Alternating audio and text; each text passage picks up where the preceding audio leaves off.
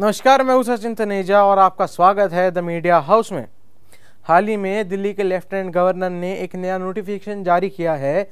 इस नोटिफिकेशन में ये है कि किसी भी केस से जुड़े एविडेंस और गवाहों को अब कोर्ट लाने ज़रूरी नहीं है। अब इन एविडेंस और गवाहों को पुलिस थाने से ही वर्चुअल तरीके से पेश किया जा सकता है। इस नोटिफिकेशन के हर वकील इस वक्त दिल्ली के डिस्ट्रिक्ट कोर्ट में खिलाफ है। इस नोटिफिकेशन के खिलाफ दिल्ली के हर डिस्ट्रिक्ट कोर्ट में कई दिनों से हड़ताल जारी है। और आखिर ये मसला है क्या? आखिर ये नोटिफिकेशन वकीलों के हिसाब से क्यों है गलत? वकील कहते हैं ऐसा होने से जस्टिस मिलना नामुमकिन हो जाएगा।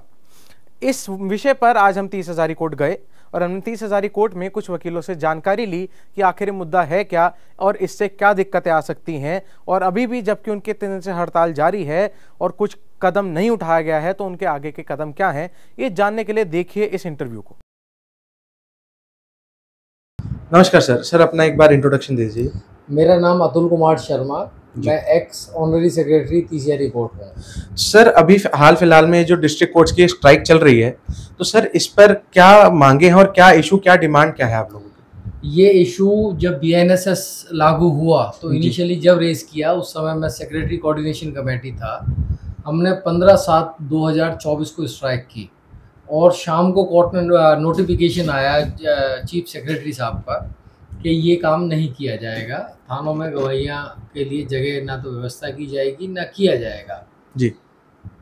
उस नोटिफिकेशन के कंप्लायंस ना करते हुए एक फर्दर नोटिस अब आया इसी महीने, और उसके अकॉर्डिंगली इन्होंने कहा कि थानों में व्यवस्था की जाएगी कि लोगों की गवाहियाँ की जाए।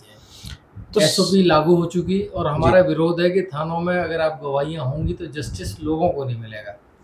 तो सर अगर आपको जो मेन इशू, अगर इसका ऑल्टरनेटिव को ढूंढा जा सकता कि जो रूल निकला है वो भी फुलफिल हो सके और आपकी जो इशू है वो भी कुछ हो सके, या ओल्ड वे से ही चलना पड़ेगा? बेसिकली ओल्ड वे या न्यू वे का रीज़न नहीं है जी। जो इंडियन जुडिशियल सिस्टम है जी, वो सेग्रीगेशन की बात करता है, ऐसी पावर जो एक दूसरे को ओवरलैप ना करें जी। इन्वेस्टिगेशन पुलिस करती है जी, न्यायपालिका डिसाइड करती है कि मैटर क्या हुआ, कैसे हुआ, इंडिपेंडेंट एविडेंस के बाद जी। अब एविडेंस कलेक्ट की पुलिस ने और पुलिस ने अपने पास ही बैठा के गवाही कराई, तो जो जुडिशरी के एक हिस्से को आपने निकाल दिया जो देखेगा कि वाकई विटनेस प्रेशर में गवाही दे रहा है या बिना प्रेशर के दे रहा है, वो सच बोल रहा है गलत बोल रहा है। तो ऐसी कंडीशन में आपने जुडिशियल सिस्टम को एकदम मारने की स्थिति में। इसके बेसिक विक्टिम एडवोकेट नहीं है। लोगों को शायद गलतफहमी है कि एडवोकेट विक्टिम है, इसके बेसिक विक्टिम होंगे आम आदमी, जिसके लिए आप एडवोकेट्स डेफिनेटली जिसको आप फ्रेम कर रहे हैं और फ्रेम करने के बाद एविडेंस कराने के लिए थाने में बैठे हैं। अब वो पुलिस ऑफिशियल की विजडम पे है कि उसको वो छोड़ेगा या कहेगा कि गवाही साथ नहीं दी या मेरे अकॉर्डिंगली दी तो मेरे तेरे साथ क्या किया जाएगा। आप उस एस्पेक्ट पे देखें कि इसमें आम आदमी की इम्प्लीकेशन बढ़ेगी, जो फेयरनेस है वो घटेगी, अनफेयरनेस बढ़ेगी और जुडिशियल सिस्टम एक कमज़ोर स्थिति में पैदा हो जाएगा कि वो आगे बहुत ज़्यादा फेयर जस्टिस नहीं कर पाएगा। तो हमारी लड़ाई वकीलों की से ज़्यादा आम आदमी की है जी। तो सर अभी 28 अगस्त हो चुके, काफ़ी लंबा समय हो चुका है कि आप लोग इसके लिए प्रोटेस्ट कर रहे हैं अभी, बट कोई सुनवाई सामने तो दूसरी तरफ से आई है आपके लिए? क्या कुछ उन्होंने आपसे नेगोशिएशन करने की कोशिश करी? हाँ, मीटिंगें हुई हैं। जो मेरी इन्फॉर्मेशन कह रही है कि मीटिंगें अभी भी चल रही है। जो मैं आपको बाइट दे रहा हूँ तो नेगोशिएशन अभी चल रही है भूपिंदर यादव साहब के यहाँ जी। लास्ट टाइम भी भूपिंदर यादव साहब ने एक इम्पोर्टेंट भूमिका निभाई थी इस चीज को रिजोल्व कराने के लिए, और मैं उम्मीद कर रहा हूँ कि शायद रिजोल्व हो जाएगा, जल्दी रिजोल्व हो जाएगा। तो सर अभी अगला कदम क्या है हमारा? अगला कदम अभी तो कल हमने प्रोटेस्ट किया है, LG साहब के घर का घेराव किया है। बाकी कोऑर्डिनेशन कमेटी उसको डिसाइड करेगी, पर हमने जो सजेशन दिए हैं बीइंग एक्स सेक्रेटरी, क्योंकि कमेटी को हमारे भी सजेशन की करते रहते हैं, बाकी सीनियर लीडर्स के भी सजेशन है, तो हम या तो होम मिनिस्टर साहब का घेराव करेंगे, एक तो हमारी यही रहेगी जी। उससे आगे या तो पार्लियामेंट का करना पड़ेगा, और अगर हम ये भी इसके साथ साथ हमने एडवाइस किया है, बाकी तो कमेटी डिसाइड करेगी, कोऑर्डिनेशन जो लीड कर रहे हैं इसको, कि इसको दिल्ली से बाहर की बारों पे इसको बनाया जाए और आम लोगों को भी अवेयर किया जाए कि किस तरीके से आपके साथ भी आपके अधिकारों का हनन हो रहा है जी। सर आप भी अपना एक बार टेक बता दें, क्या टेक है सर आपका? मैं फरहाद अब्बासी जी, मैं एडवोकेट हूँ 30 हज़ारी से। सर के ही साथ हूँ। वही सर ने सारी बात तो कह दी, बट इसमें यही है कि एविडेंस को मैनिपुलेट कर लिया जाएगा। बट मेरे को जहाँ तक ये लगता है कि ये सारी सोची समझी साजिश है सरकार की। जी, सरकार ही सारे काम करती है और अपने ही कुछ गिने चुने एडवोकेट से रेट डलवा के उसको इस मसले को ठंडा कर देगी जी, और उसके बाद फिर रेट को डिसाइड करके ये मसले को अपने फेवर में ही, मतलब सरकार जिस तरीके से चाहती है वही काम करेगी। और इसके लिए जब तक हमारे बुद्धिजीवी जो सीनियर्स हैं, जब तक वो सारे हर कोर्ट से, district court, high court, supreme court, जो बुद्धिजीवी लोग हैं उनकी एक ऐसी कमेटी बननी चाहिए जो इसके ऊपर इन सरकार को सारे कानून के बारे में बता सके कि इसका रास्ता ये है। तो ये सरकार अपनी तरफ से डिसाइड ना करे।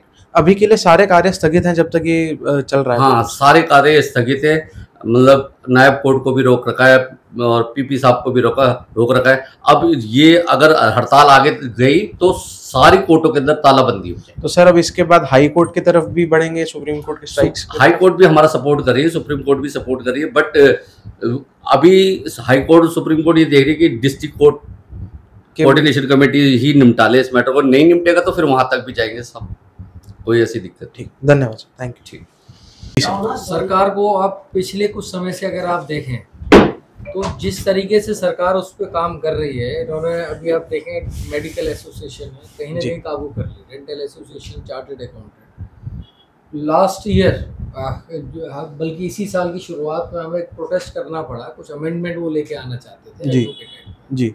उसके अकॉर्डिंगली अगर कोई भी हम डेमोन्स्ट्रेशन करेंगे, हम कोई भी प्रोटेस्ट करेंगे तो हम कंटेम्प्ट ऑफ कोर्ट की तरफ कर सकते हैं, हमारे खिलाफ एक्शन लिया जा सकता है, चाहे वो कोई एडवोकेट हो। वो एडवोकेट हो। उसके सिवाय अगर हम बार काउंसिल ऑफ दिल्ली या स्टेट बार काउंसिल की बात करें तो वहाँ भी उन्होंने कहा कि हम अपने रिप्रेजेंटेटिव लेके आना चाहते हैं एडवोकेट एक्ट में। अगर इन सारी चीज़ों को एक साथ जोड़ के देखा जाए तो ये मान के चलना कि अगले 10 साल बाद आप जस्टिस की बात करना या सोचना, ये दोनों ही बेकार की चीज़ें हो जाएंगी। अगर सरकार बेईमानी स्थिति में अगर पैदा हो जाए कि आप प्रोटेस्ट नहीं कर सकते, आप किसी के खिलाफ बोल नहीं सकते, आप गवाहियाँ यहाँ की जगह बाहर लेके जाते हैं, और फर्दर जो जिस तरह से जजमेंट डिलीवर की जा रही है और जिस तरीके से प्रभाव किया जा रहा है जुडिशरी को, तो मैं मानता हूँ कि प्रभावित होने के बाद एक जस्टिस सिस्टम को, फेयर जस्टिस सिस्टम को हम लीड करने की स्थिति में नहीं है। तो सर आपको लग रहा है जैसे ये नए नए अमेंडमेंट छा रहे हैं तो it is leading to a way कि जुडिशरी को भी सरकार अपने ही काबू में लेने की कोशिश तो करे। इनफैक्ट अगर देखा है जुडिशरी तो अपने दम पे अगर रुकी हुई है कि उसने काफ़ी हद तक चीज़ों को रोक रखा है, अदरवाइज तो प्रभाव है। अगर हम कुछ पिछले एक्ट को देखें तो वो क्लियर बताता है कि सरकार जुडिशरी में इंटरफेरेंस करना चाहती है, हालांकि अभी उस स्थिति में नहीं पहुंची है, पर अगर हम दोनों का कॉम्बिनेशन नहीं होगा तो ये उस स्थिति में सरकार आएगी कि वो जुडिशरी को भी प्रभावित करेगी, वो एडवोकेट्स को भी प्रभावित करेगी, और अल्टीमेटली अगर हम आज़ादी से लेके या उससे पहले की मूवमेंट को देखें, जिस तरह से एडवोकेट्स का योगदान रहा है, वो चाहती है कि एकदम ठंडी तरह से बैठ जाए चीज़ों को, जिससे कभी विरोध का रास्ता खुले ही न देश में। जैसे कि उन्होंने बताया कि जो सरकार है वो कई बार अमेंडमेंट्स लाकर जुडिशरी में भी उनको अपना कंट्रोल में लेने की कोशिश कर रही है। तो जैसे जुडिशरी एक पिलर ऑफ डेमोक्रेसी बताया जाता है, तो सर आपको क्या लगता है कि ये जो इस अमेंडमेंट्स हैं इससे डेमोक्रेसी पे भी खतरा आ सकता है?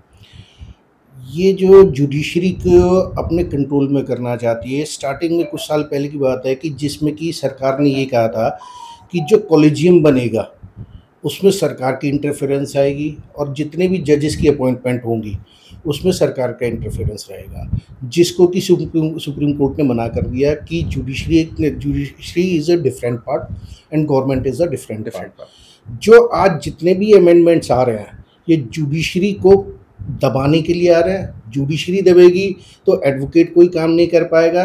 तो जितने भी ये मूवमेंट्स आज तक हुए हैं एडवोकेट्स के थ्रू हुए हैं, एडवोकेट्स ने करे और सबने लीड करे हैं। तो इनडायरेक्टली जो है जस्टिस जो है वो बिल्कुल ही ख़त्म हो जाएगा। जुडिशरी को अपने कंट्रोल में करना चाहती है और सरकार ये गलत काम कर रही है। धन्यवाद। इस विषय पे और जानकारी के लिए देखते रहिए द मीडिया हाउस। मैं हूँ आपके साथ सचिन तनेजा। धन्यवाद।